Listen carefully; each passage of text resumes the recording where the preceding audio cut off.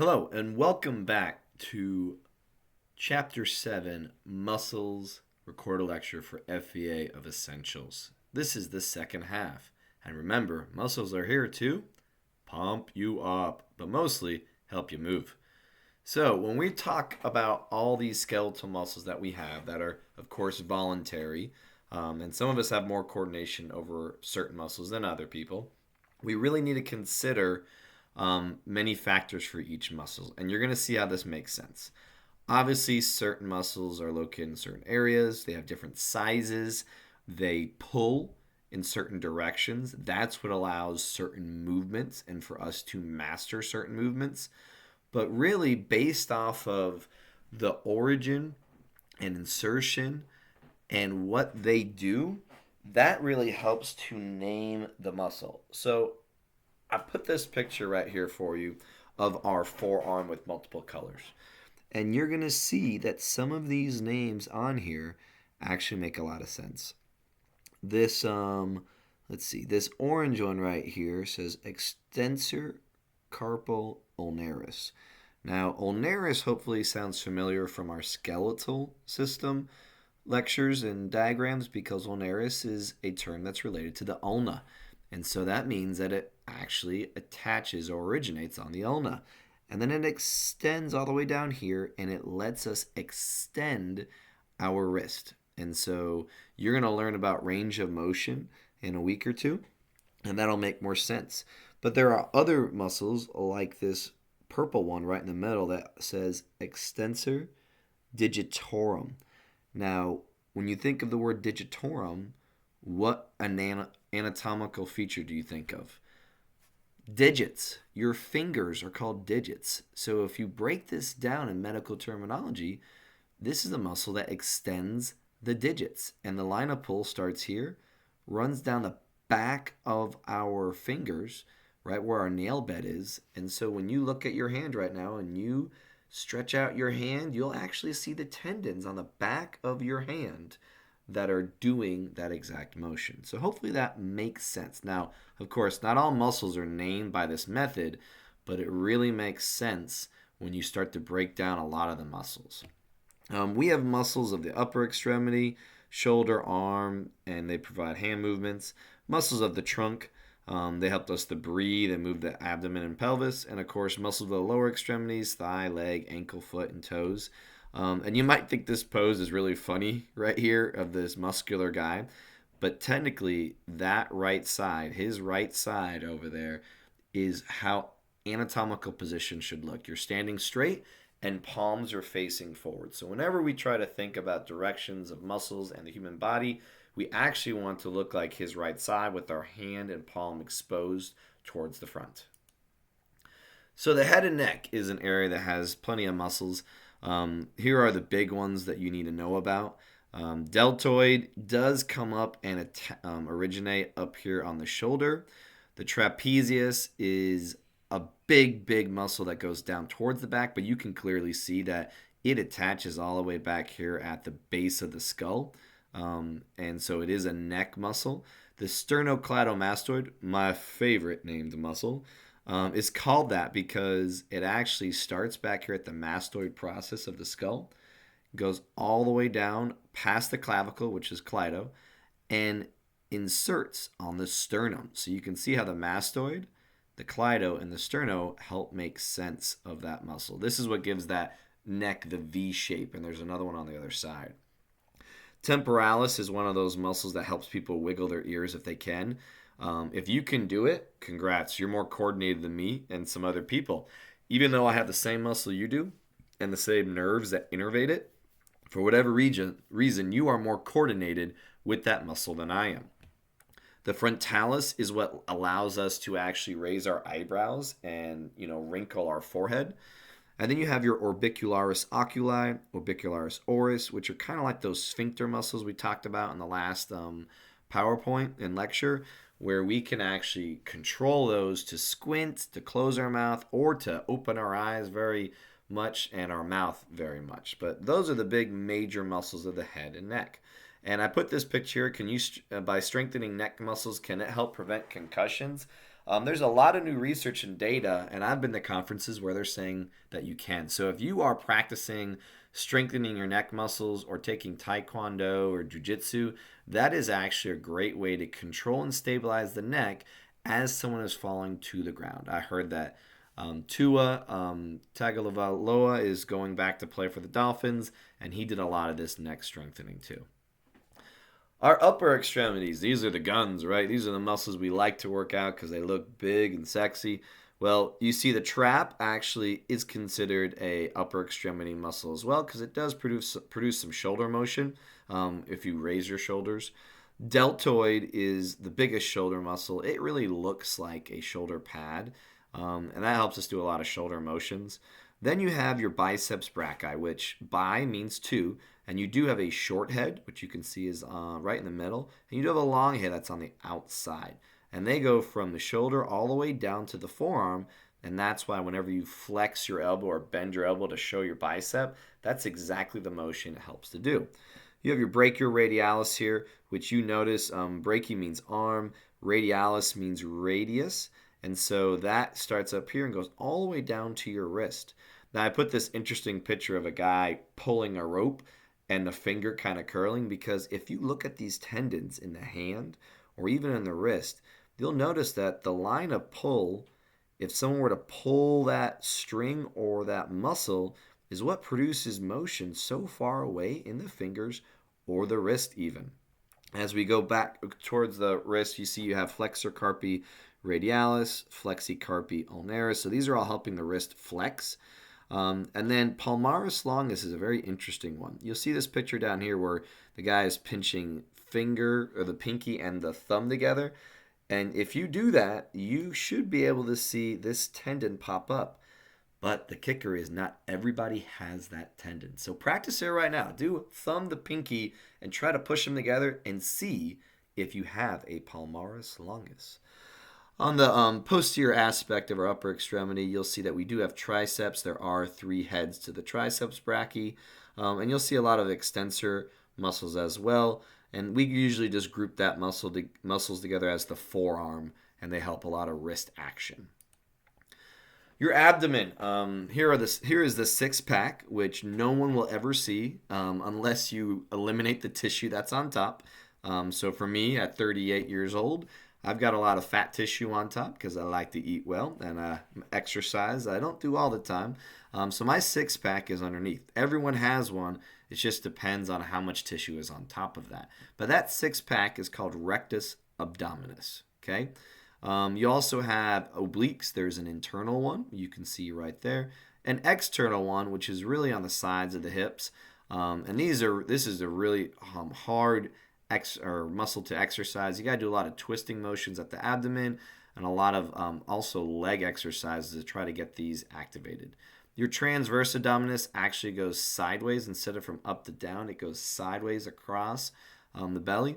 And then a very interesting muscle in this area is the diaphragm. And so you'll notice that goes across here. And for us to breathe in air, our diaphragm contracts and it actually flattens out like this umbrella.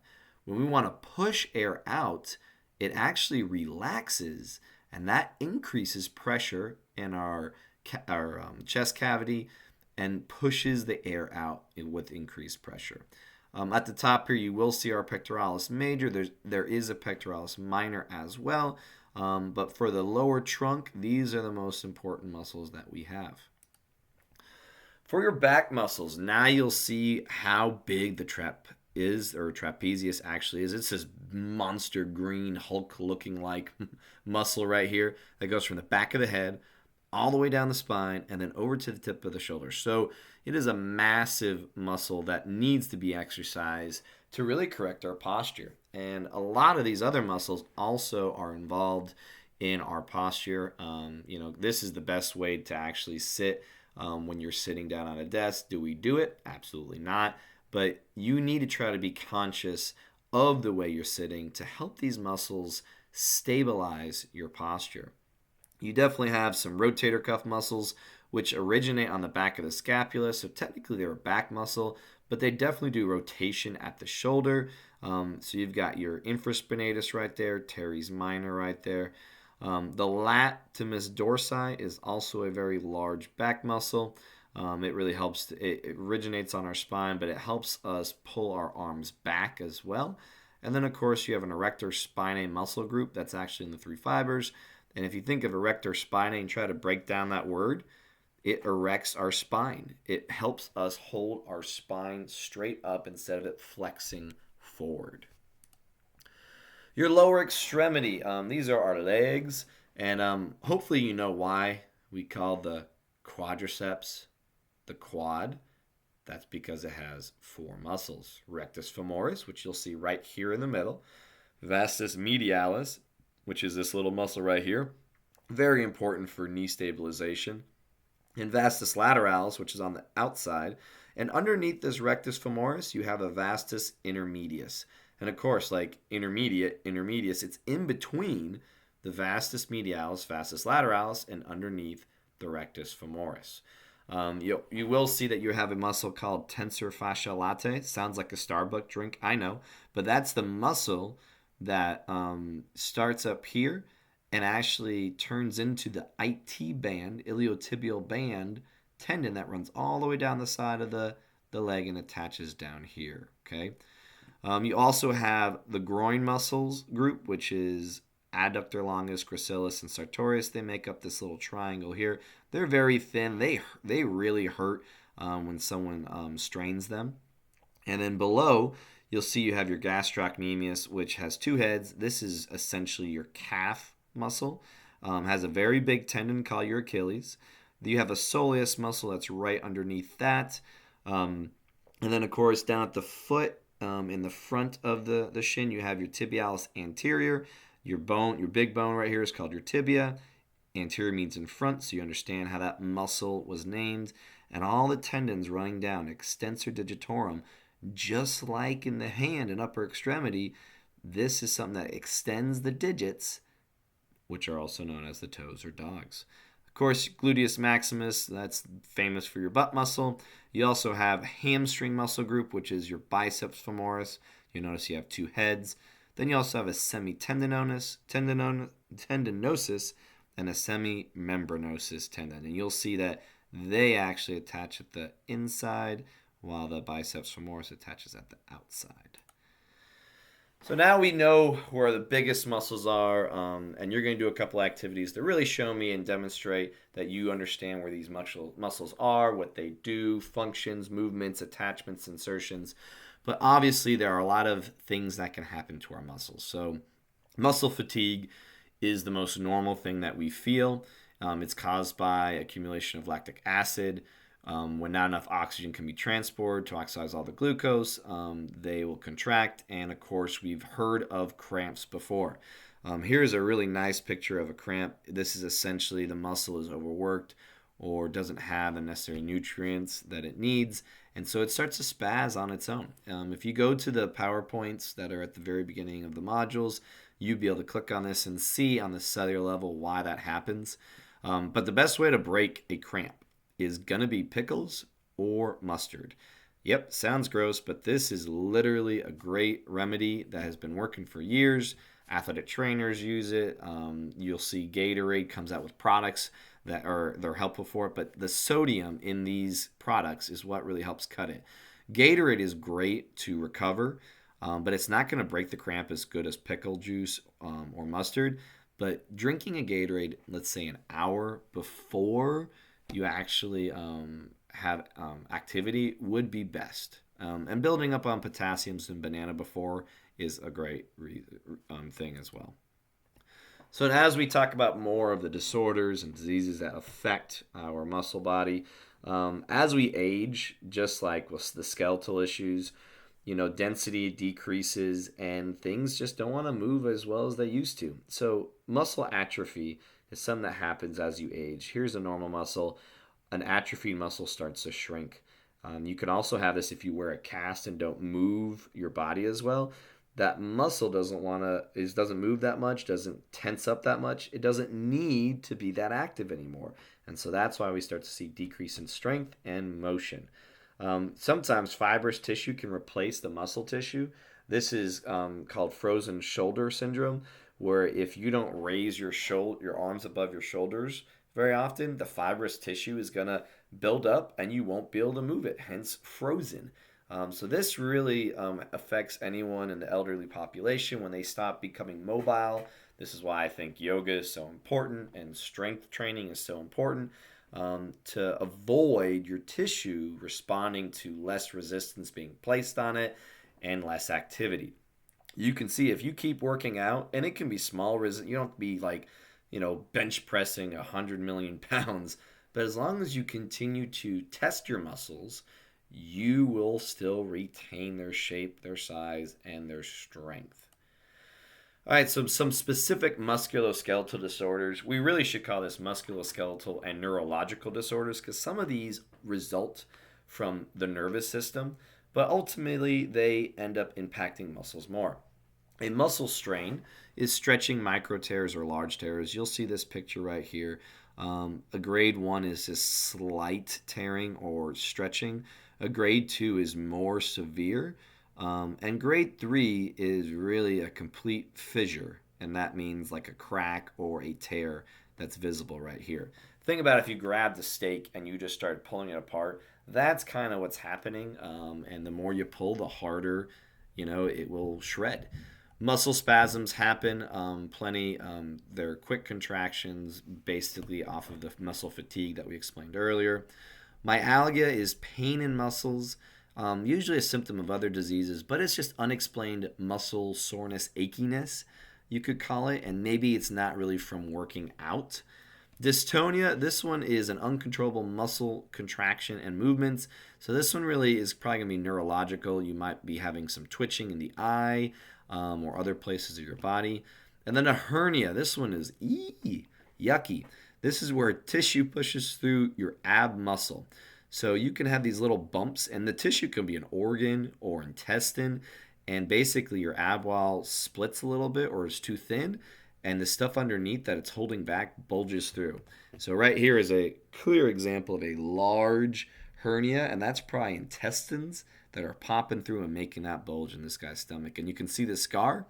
I don't think this is his first one. Some more musculoskeletal disorders. Flat feet, also known as pes planus or plantus. This is a normal arch, and some people have flat feet, and you have no arch. So this can cause a lot of issues in your tibia. It can actually lead to shin splints, plantar fasciitis, which we'll talk about in a little bit. This person would probably need some really good shoes with support, maybe even some inserts to help support that arch. This person should not be walking around barefoot or in sandals. Tetanus is, I think it's a virus. It's some kind of, you get it from a rusty nail, and it causes lockjaw. Again, this is more neurological. It affects the nervous system, and the impulse to that jaw muscle, the masseter, actually locks so the person can't open it up.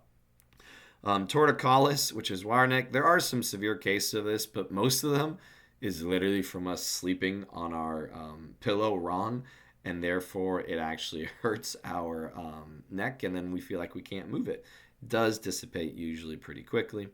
Muscular dystrophy, this is where your muscles are atrophying, just like with old age, and it can be just a result of another underlying disease. Myasthenia gravis, so this is a couple of disorders where you could have atrophy, you could have your eyes twitching, you could have difficulty swallowing. It sounds like it affects all muscles and all areas in just how they function, unfortunately. And then heel spur and plantar fasciitis, just like I talked with flat foot. This is your fascia that runs underneath from your toe knuckles all the way to your heel bone. And so that is what plantar fasciitis is. When you get older, that tissue doesn't want to move a lot. Can be a result of flat arch as well. And it's very painful. But right here where it attaches, right where this annoying orange is, you can develop a heel spur. And this is a bony fragment that continues to grow right where that connection is. And by pulling on that bone, it continues to grow and creates this little growth that looks similar to a spur and is very, very painful.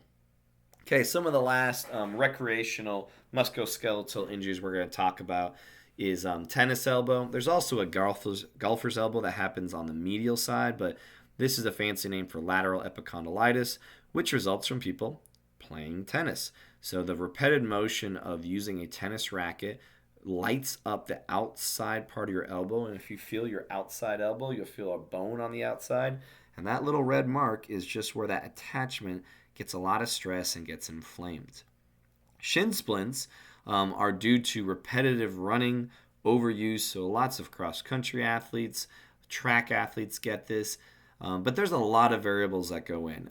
Your shins have all these little bones that attach on your tibia, and depending on the surface you run, the amount that you run, the shoes you're wearing, maybe your arch if you're flat-footed, all those variables come into consideration, and it's really a whole case by case evaluation if someone has shin splints. A rotator cuff injury. These can happen acute, which means suddenly you can fall, catch yourself, get hit, and your muscle will tear off the bone or strain, like we mentioned earlier. But the most common way it happens is just like this rope is frayed. If you have inflammation in your rotator cuff muscle and you try to push through it, it just slowly over time will start to shred like a piece of rope and then will need to get repaired. And this is why it's really important for an overhead athlete like a volleyball player, a baseball, softball player, that they have to consider the amount of strain they put on the rotator cuff. And if it's hurting that bad, they might need to shut it down and get it properly physically therapied, and so that this doesn't continue to happen. All right, I hope you enjoyed, and we will be going over lots of muscle motions, muscle anatomy in the coming weeks. Thanks.